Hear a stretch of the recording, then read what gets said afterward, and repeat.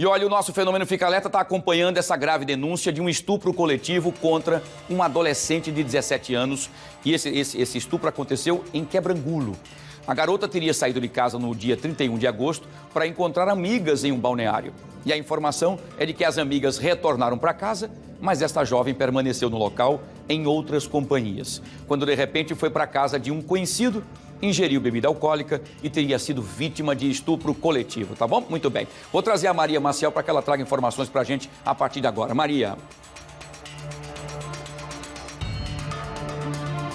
Isso mesmo, Wilson. Olha, estou aqui na sede da Delegacia Geral da Polícia Civil, onde começou agora uma coletiva, o delegado Marcos Porto, de Quebrangulo, falando então sobre as investigações. Vamos acompanhar. Carnal pela vítima e também um exame toxicológico. A partir de então, nós pudemos nos aprofundar nas investigações. Ouvimos todos os investigados, ouvimos as testemunhas que foram arroladas e reinquirimos ao final a vítima para que a gente pudesse ter uma ideia exata do que aconteceu por conta de algumas divergências que estavam havendo entre o depoimento inicial e o depoimento final.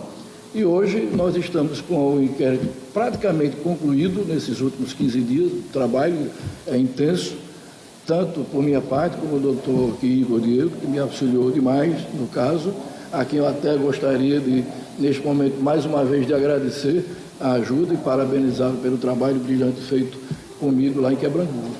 Então, esse trabalho hoje, eu espero, entendeu, dar a resposta que a sociedade quer e que todos precisam. Sim, delegado. Então... Vou passar agora os detalhes. Bem, como o doutor Marcos falou, desde o início a Polícia Civil vem trabalhando.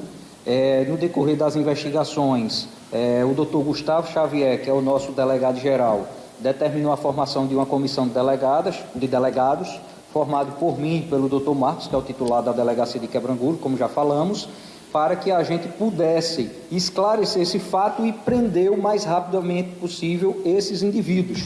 Então, fui trabalhar com a equipe da Draco, junto com o doutor, com esse objetivo. No entanto, ao verificarmos as provas já colhidas e muito bem colhidas pelo doutor Marcos e sua equipe em Quebrangulo, verificamos diversas incongruências e foi preciso aprofundar o caso. E durante o aprofundamento do caso, a versão inicial que nós tínhamos da adolescente de 17 anos é de que ela teria, por volta de 13 horas da tarde do dia 31, saído para uma casa de show lá, conhecida por Brilho da Cidade, na cidade de Quebrangulo, que posteriormente ela estava com 3 amigas nessa casa de show e chegou um rapaz que trabalha na escola em que ela estuda e esse rapaz teria a convidado para ir para a casa dele e ela, juntamente com as amigas e outro rapaz, foram para a casa dele e lá continuaram a beber, uma vez que todos estavam ingerindo bebida alcoólica, e em um dado momento as pessoas foram embora e ela teria ficado sozinha com o dono da residência. Posteriormente, alguns rapazes chegaram na casa e ela não saberia dizer como esses rapazes chegaram. Só sabe dizer que viu um vídeo dela circulando posteriormente nas redes sociais. Foi quando ela começou a se lembrar do que teria acontecido. Ela disse que teria sido possivelmente dopada e que teria praticado relação sexual pelo menos com um desses indivíduos e que teria sido violentada sexualmente por os outros indivíduos que estavam na casa e que também teria levado um tapa no rosto por um dos indivíduos. Então esses foram os fatos que chegaram para o doutor Marcos apurar, juntamente com a imagem de cena de sexo dela e de outro rapaz, e com o aprofundar das investigações nós verificamos que a versão que ela apresentou não condizia com a realidade. Existiam muitos outros fatos que ela, no seu depoimento inicial, sustentou que não lembrava. Então, tudo que o doutor Marcos perguntava a ela sobre, de fato, como teriam acontecido as agressões, as relações sexuais, ela alegou que estava embriagada e que, por conta disso, não lembrava. No entanto, foi verificado que, na parte da tarde ainda, depois que ela chegou na casa do rapaz, a cerveja acabou. Ela mandou mensagem para 2 rapazes para que eles pudessem ir à casa e tomar cerveja com elas, pedindo que eles levassem caixinhas de cerveja. De plano, esses rapazes que estudam na escola dela levaram a cerveja, ficaram bebendo lá. Inclusive, ela, nesse momento, por volta de 6 horas da tarde, teria praticado relação sexual com um desses rapazes de maneira consentida e que, posteriormente, essas pessoas saíram da casa e, por volta de 9 horas da noite, ela e o dono da residência teriam ido para um bar na cidade conhecido como Bar do Tássio. E ela teria ficado nesse bar até por volta de 11h10 da noite. Isso, nós estamos falando que ela esteve no bar porque nós capturamos imagens da localidade mostrando que ela sai do bar com todos esses envolvidos de maneira consentida, sem nenhum tipo de briga, sem nenhum tipo de nada. Então ela sai do bar com esses rapazes. No entanto, no depoimento dela, ela disse que não lembra de ter ido ao bar, não lembra como foi que conheceu esses rapazes lá no bar, enfim. Posteriormente ela volta para a casa do rapaz onde estava e lá começa a se beijar com um dos rapazes, leva o rapaz para o quarto, mantém relação sexual com ele e posteriormente sai voltando, toda vez vai para o quarto, terminava a relação sexual, voltava para a sala, começava a dançar, beber, chamava outro rapaz para ir para o quarto e assim chegou a praticar relação sexual com vários rapazes, que já foram citados em várias matérias jornalísticas. E posteriormente, por volta de 3 horas da manhã, depois que terminou toda essa situação, o rapaz que é dono da casa tinha um rapaz que seria namorado dele e esse rapaz pergunta se queria que levasse ela para casa. Ela disse que não queria ser levada para casa porque a mãe dela estava tomando remédio controlado, então ela não queria chegar de madrugada em casa. Ela indica a casa de uma amiga para ir. Eles vão até a casa dessa amiga, batem na porta lá, tenta chamar a amiga, mas ninguém sai, então eles retornam para casa. Ao retornarem para casa, ele vai dormir em um sofá, ela vai dormir em outro sofá e o dono da casa vai dormir no quarto dele. Depois, por volta de 7h30 da manhã, ela acorda, pega o celular do dono da casa, entra na conta dela do Instagram e manda uma mensagem para uma amiga dela, pedindo para que a amiga dela mentisse para a irmã dela, dizendo que ela tinha passado mal durante a noite e que teria passado a noite no hospital. Isso para poder justificar porque dormiu fora de casa para a família. Então ela manda essa mensagem, pede para que acorde o dono da casa, pede para que ele chame um mototáxi para ela. O rapaz chama o mototáxi e por volta de 9 horas da manhã esse mototáxi chega lá e leva ela para casa. Na parte da tarde, quando ela acorda, ela percebe que já tem um monte de mensagens de pessoas perguntando a ela sobre a questão do vídeo.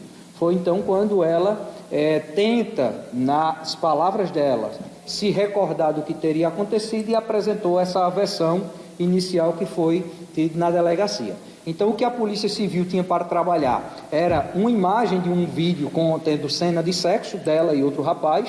Na análise desse vídeo é possível perceber que ela não está completamente embriagada, que ela está em pé, que ela, após terminar o ato sexual, ela se vira para o rapaz e diz a ele que não quer continuar e ali encerra sem nenhum tipo de violência. Também foi verificado nas imagens em que ela está no bar que ela não apresenta nenhum sinal visível de embriaguez, que ela está andando normalmente na rua e saiu normalmente entrando no carro de um dos envolvidos para ir para a casa do rapaz. E a versão dela que ela apresentou é completamente incompatível com o que foi apurado durante os fatos. Ouvimos diversas pessoas, ouvimos também todos os envolvidos que participaram da prática desses atos sexuais, e é importante dizer que o ato sexual com esses rapazes é incontestável, de fato as relações sexuais aconteceram com todos eles.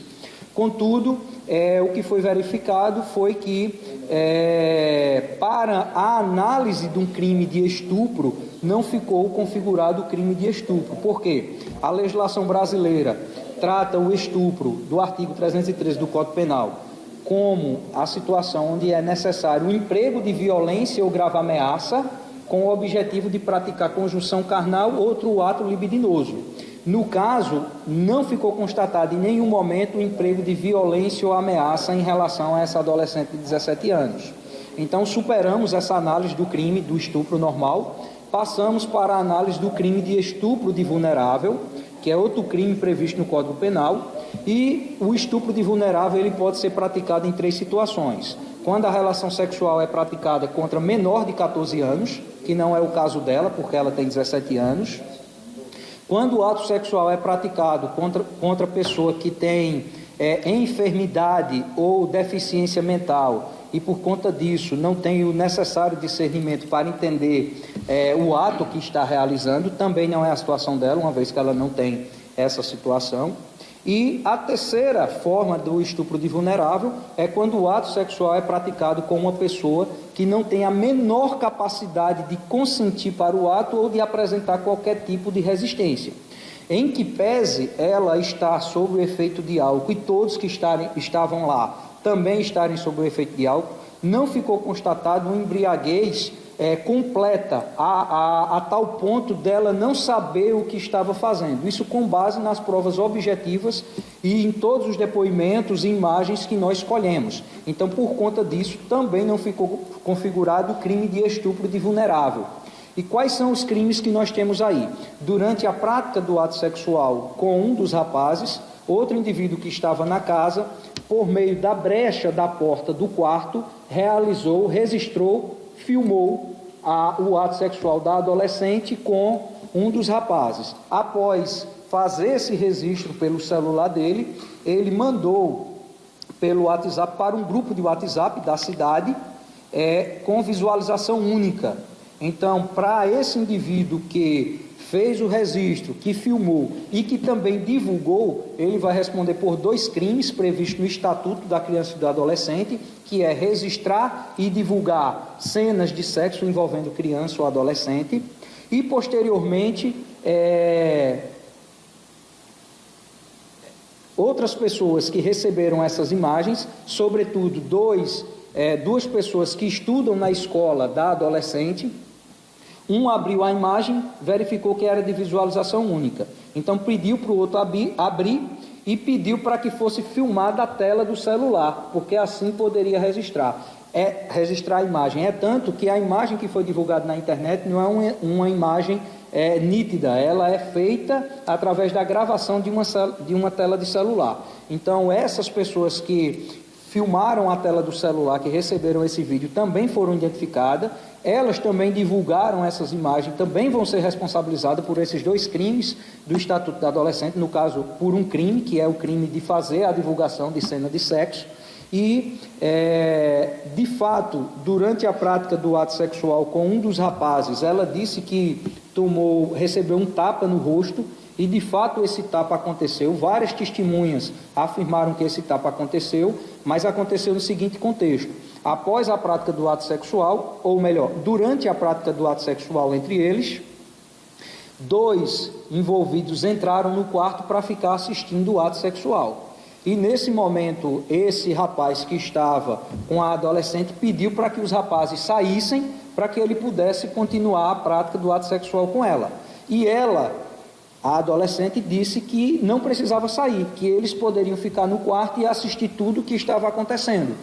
Então, nesse momento, ela se irritou com o rapaz, dizendo que não queria mais ter relação sexual com ele, deu um empurrão nele e alguns socos. E nesse contexto, ele pediu para ela respeitar ele e deu um tapa no rosto dela e saiu do quarto.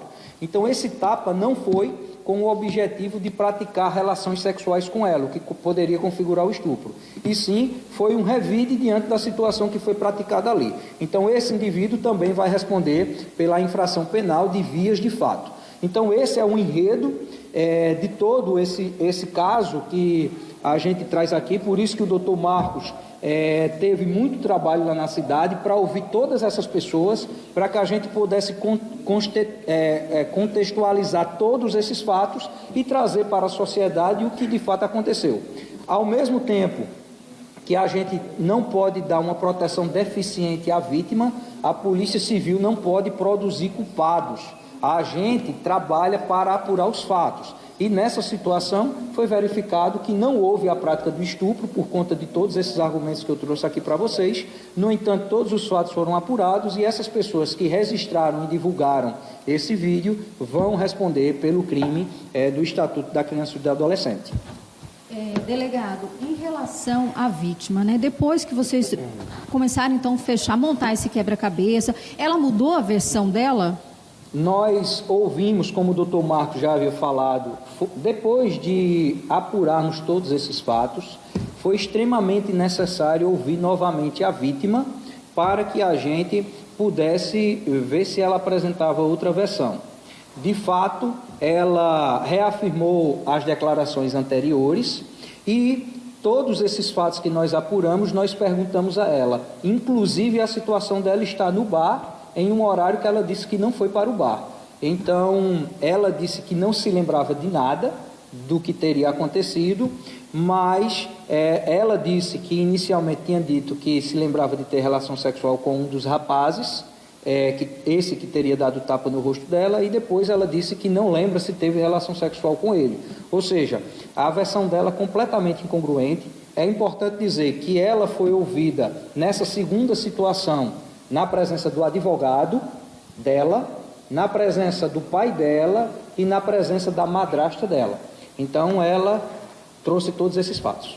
Doutor Igor, ela vai responder algum ato infracional por ter alegado que sofreu esse estupro coletivo, já que pelas investigações não foi comprovado? Bem, na verdade, nós estamos ainda tomando essa decisão, mas pelo que nós apuramos até agora, ela disse nas declarações que acha que teria sido dopada e que teria sido abusada sexualmente por esses rapazes, né? E alegou também a situação de que ela estava embriagada. Então nós vamos apurar se de fato ela queria incriminar esses rapazes, porque o crime de denunciação caluniosa é quando ela tem o desejo de abrir um procedimento contra determinadas pessoas, ou se de fato ela teria contado esses fatos para dar uma justificativa aos pais de toda essa repercussão que estava tendo na cidade. Então, a depender do dolo, a depender do objetivo dela, ela poderá ou não responder por esse ato infracional de denunciação caluniosa. Wilson, a gente tem então, né, a conclusão, né, desse inquérito, né, um longo enredo que traz aí tudo o que aconteceu em relação a esse estupro coletivo que, segundo a Polícia Civil, não aconteceu. Eu volto com você aí no estúdio. Maria, eu estou boquiaberto, viu? Parece um... Agradecer ao doutor Igor Diego e também ao doutor Marcos, que é o delegado da delegacia lá de Quebrangulo. E olha, sinceramente, eu prestei atenção e foi bastante didático, né? O Igor Diego contando o par e passo, as informações todas as investigações, né? As oitivas todas, enfim. E é impressionante que parece uma novela, né? A moça criou uma história terrível para justificar talvez uma noite que não dormiu em casa e acabou causando toda essa problemática, colocando inclusive algumas pessoas em situações até de risco de vida, porque então parecia que tinha acontecido realmente um estupro e essas pessoas que estão supostamente acusadas poderiam ter aí inclusive até a revolta da população da região, né? Então realmente é uma situação muito complicada, muito difícil, de uma jovem de 17 anos que acabou então fazendo com que a polícia tivesse que fechar o cerco para trazer realmente o que é que aconteceu, tudo que aconteceu. Com toda sinceridade, cada vez mais eu fico vendo quanto tem pessoas que deveriam escrever um livro, né? Porque tem realmente a criatividade tremenda para poder passar histórias mirabolantes e terríveis como essa que nós ouvimos. Uma pena mesmo. Nós vamos continuar acompanhando para saber, como o próprio delegado Igor Diego trouxe ali a informação, de saber qual que será o desfecho no final. Eles vão analisar se ela vai ter ato infracional por questões de calúnia, né? Se vai ter outro indiciamento para lá, para cá, e a gente vai continuar acompanhando. O mais importante é que foi desvendado realmente tudo que aconteceu. Mas que a gente fica boquiaberto e assustado com essa história toda, fica. Difícil, né? Tudo isso para a cabeça de uma jovem de 17 anos. Que coisa, né?